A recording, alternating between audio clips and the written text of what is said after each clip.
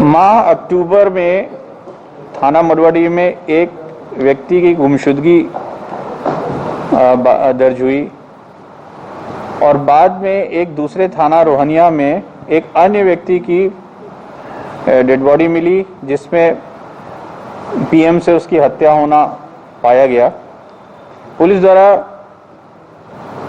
उस घटना की जब जांच की गई तो ये दोनों घटनाओं में आपस में कुछ संपर्क लिंक निकल करके आए कि ये गुमशुदगी और ये हत्या एक ही सीक्वेंस का पार्ट हो सकते हैं। लेकिन जो व्यक्ति गुमशुदा हुआ उसकी कोई जानकारी बहुत कोशिश के बावजूद नहीं हो पाई और जो भी साक्ष्य थे वो अभी तक पूरे घटनाक्रम का खुलासा करने के लिए पर्याप्त नहीं पाए गए।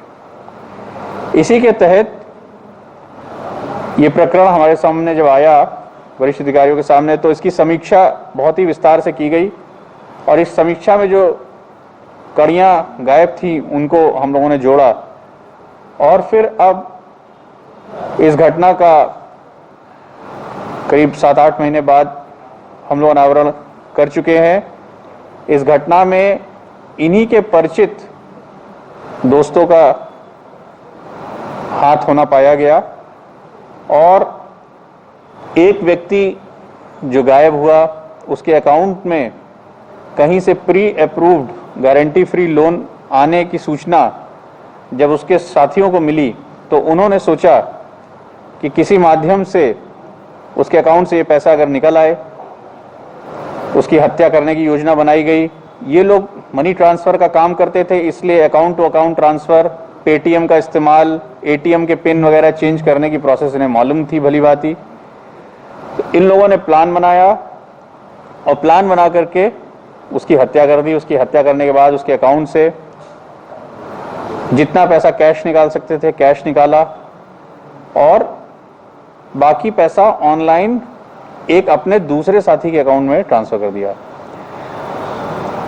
जब दूसरे साथी के अकाउंट तक पुलिस पहुंच गई और पुलिस ने उसको फ्रीज करा दिया तब गैंग में आपस में हॉस्टिलिटी जनरेट हुई। इन लोगों को ये चिंता हुई कि 2 सदस्य ऐसे हैं गैंग के जिन तक अगर पुलिस पहुंच गई तो इस पूरे घटनाक्रम का खुलासा हो सकता है, उन तक पहुंचा जा सकता है। तो इन्होंने एक एक करके अपने उन साथियों को उनकी भी हत्या करी जिसमें से दूसरी हत्या जैसा मैंने बताया थाना रोहनिया में दर्ज हुई और एक अन्य व्यक्ति की भी हत्या इनके द्वारा की गई। हमें इस पूरे घटनाक्रम में बहुत ही साफ सुथरे साक्ष्य मिल गए हैं। घटनाक्रम वेल एस्टैब्लिश हो गया है। जो मृत व्यक्ति हैं उनके मोबाइल फोन्स इनके पास से मिल गए हैं, उनके अन्य प्रपत्र जैसे एटीएम वगैरह ये सब हमको मिल गए हैं, हमको इंपॉर्टेंट फुटेजेस मिल गई हैं। ये घटनाक्रम में जो लोग शामिल हैं उनमें से 6 लोगों की गिरफ्तारी कर ली गई है।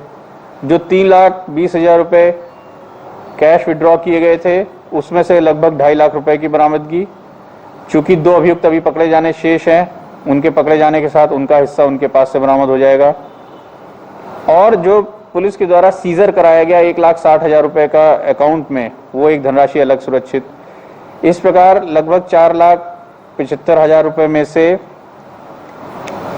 पुलिस द्वारा 2.5 लाख और 1,60,000 रुपए, इस प्रकार 4,10,000 रुपए की बरामदगी।